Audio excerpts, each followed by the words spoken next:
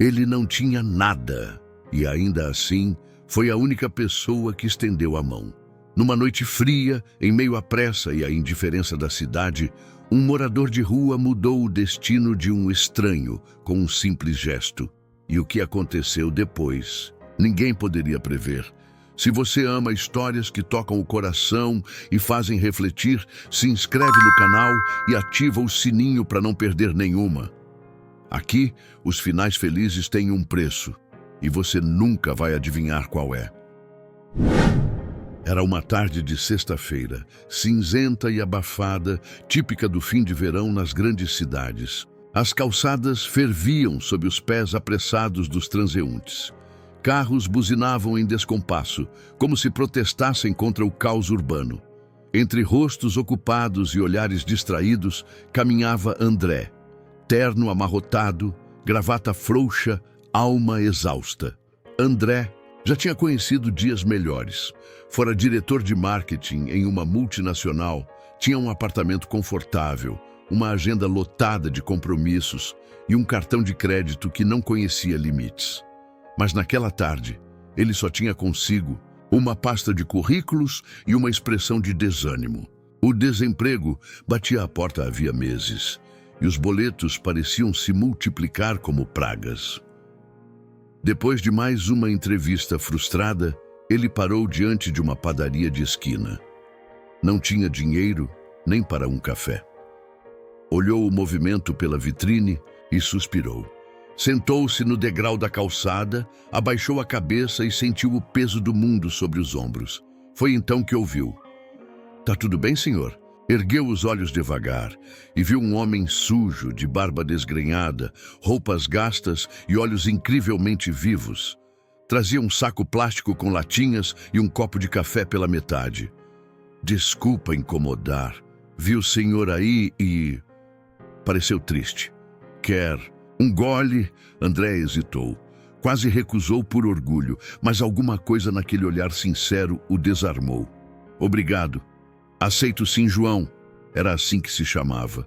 Ofereceu o café e se sentou ao lado dele. Conversaram.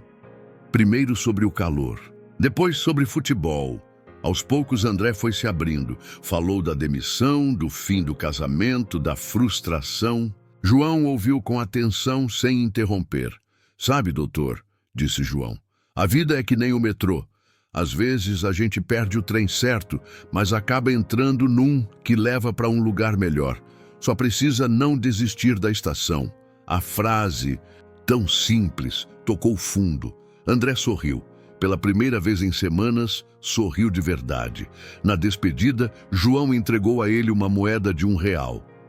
"Vai lá e compra um café.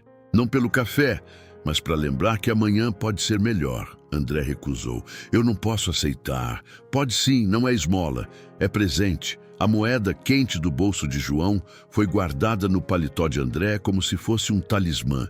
E, naquele momento, no meio do concreto, do barulho e da pressa, André entendeu que a gentileza ainda existia, mesmo nos lugares mais improváveis. No dia seguinte, André acordou mais cedo do que de costume. Não havia entrevistas marcadas, nem compromissos pendentes. Ainda assim, sentiu uma estranha vontade de sair de casa. Tomou banho, vestiu uma camisa limpa, uma das poucas que ainda estavam passadas, e saiu. No bolso, a moeda de R$1. Voltou à mesma esquina, esperando, sem saber ao certo o que. João não estava. O degrau da padaria parecia vazio, desimportante. André comprou 2 cafés e esperou. Por quase 1 hora. Então ele apareceu empurrando um carrinho de supermercado lotado de papelões. "Pensei que você não vinha mais, doutor. E eu pensei que você era só uma miragem." Riram, sentaram-se, tomaram o café, conversaram. João contou pedaços da própria história. Fora metalúrgico, casado, pai de 2. Perdeu o emprego durante a última crise da fábrica, entrou em depressão, o casamento ruiu. Tentou recomeçar, mas a vida foi implacável. Quando se deu conta, morava nas ruas havia 3 anos. Ninguém acorda e escolhe virar invisível. "A gente vai desaparecendo aos poucos", disse ele, olhando o chão. André sentiu um nó na garganta. O homem à sua frente tinha sofrido mais do que ele jamais poderia imaginar. Ainda assim, havia nele uma serenidade que incomodava e encantava. Começou a visitá-lo com frequência. Levava café, pão, às vezes uma camiseta limpa, mas principalmente levava presença. E ganhava, em troca, escuta. João, com sua sabedoria improvisada, o ajudava a ver a vida por outro ângulo. Falava de como os pássaros sabiam quando o tempo ia mudar, de como os semáforos pareciam ter vida própria, de como era possível encontrar beleza até em uma poça d'água. A gente aprende a prestar atenção quando não tem mais nada, dizia. André começou a anotar frases ditas por João. Pensou em escrever um livro. Pensou em ajudá-lo de verdade. Mas João recusava qualquer coisa que parecesse caridade. Só não me trata como se eu fosse menos. É só isso que eu peço. Era difícil às vezes. André queria fazer mais, mas estava aprendendo que muitas vezes o mais difícil é apenas estar. E, enquanto o mundo seguia correndo, naquela esquina, duas vidas desaceleravam e se curavam em silêncio. Os dias foram se tornando menos cinzentos, não porque o tempo tivesse melhorado, mas porque algo em André havia mudado. As manhãs começaram a ter um destino: sentar-se ao lado de João, com café quente em mãos e ouvidos atentos. Não havia pressa. As conversas se tornaram uma espécie de ritual sagrado entre dois homens que a vida empurrou para lados opostos da cidade, mas que, curiosamente, estavam mais próximos um do outro do que de qualquer pessoa que conheciam. João não cobrava nada, e isso para André era desconcertante. Ninguém fazia nada de graça. Era o que ele sempre acreditou. Mas ali, sentado naquele degrau de concreto, ele encontrava algo que nenhum terapeuta, nenhum mentor, nenhuma palestra motivacional havia oferecido: escuta sem julgamento. Sabe o que mais me assusta, João? Disse André numa tarde de quinta. Não é o desemprego, nem as contas. É essa sensação de não ser mais ninguém, de olhar no espelho e não me reconhecer. Parece que perdi meu nome, minha história, como se tivesse desaparecido e ninguém tivesse notado. João olhou para ele sério. Você tá aí, tá sentindo, tá falando. Isso é mais do que muita gente que passa por mim com pressa. Quem não sente, desaparece de verdade.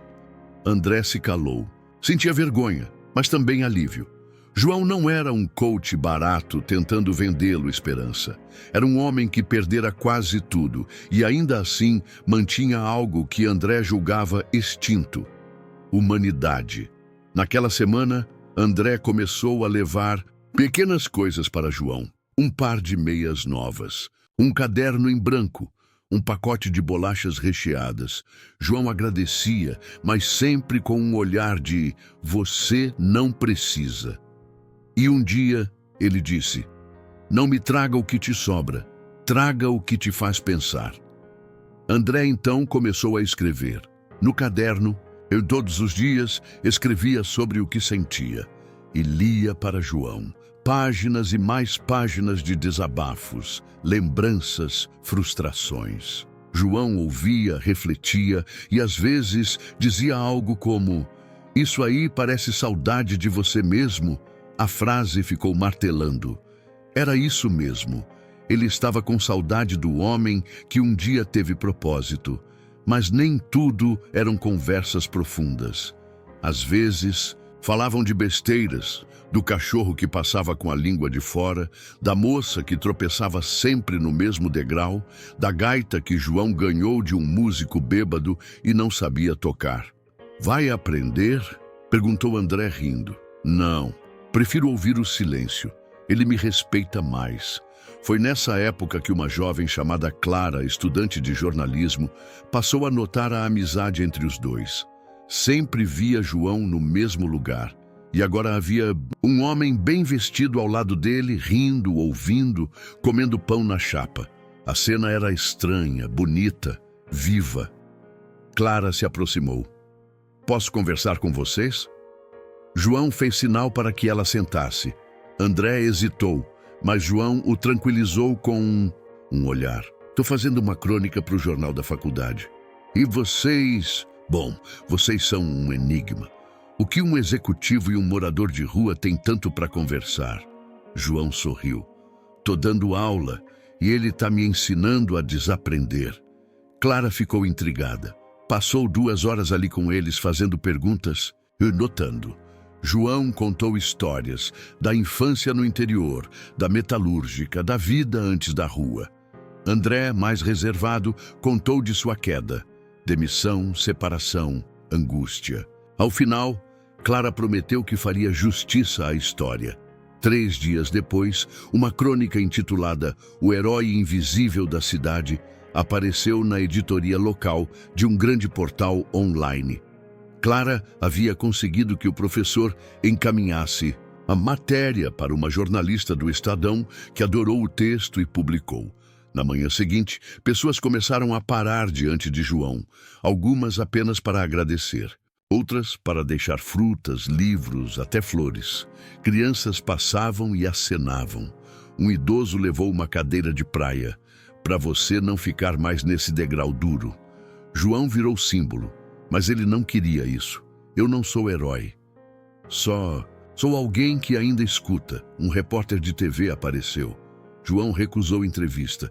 Disse que o que ele faz, muitos fazem, só que ninguém vê. E pediu que, se publicassem algo, falassem do nome de André também.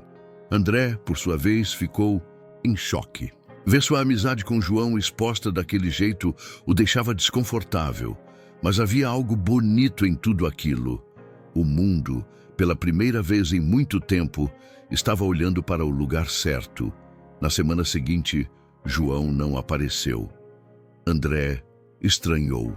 Esperou 1, 2, 3 horas. Nada. Andou pelos arredores. Nada. Foi ao hospital municipal. Nada. Entrou em desespero. No 4º dia, João voltou com um curativo na testa e o braço engessado. Onde você se meteu, João? Tentei salvar um homem na ponte. Estava prestes a pular. Subi no parapeito e puxei ele. A gente caiu junto. Ele ficou. Me deu um abraço e saiu chorando. Você tá maluco? Às vezes é preciso pular com o outro para mostrar que dá. Para voltar, André não sabia o que dizer. João, com sua simplicidade, salvava mais vidas do que ele podia imaginar. João virou herói para muitos, mas para André, ele era mais. Era espelho, o reflexo de quem ele queria voltar a ser. A publicação da história escrita por Clara, a estudante de jornalismo, continuou repercutindo nos dias seguintes. As redes sociais amplificaram o alcance da crônica. O texto intitulado O Herói Invisível da Cidade foi compartilhado por milhares de pessoas. Em menos de uma semana, João virou assunto em programas de rádio, jornais comunitários e perfis influentes. Mas João não mudou. Continuava dormindo no mesmo canto da marquise, cuidando de seus poucos pertences com zelo, dividindo o que tinha com outros moradores de rua e recusando ofertas de dinheiro. Quer me ajudar? Leva um cobertor para o José. Ele está com a perna ruim. André observava tudo com um misto de orgulho e inquietação. O mundo finalmente via o que ele já sabia, que João era diferente, que sua sabedoria era valiosa, que sua humanidade era gigante. Foi então que recebeu uma ligação inesperada.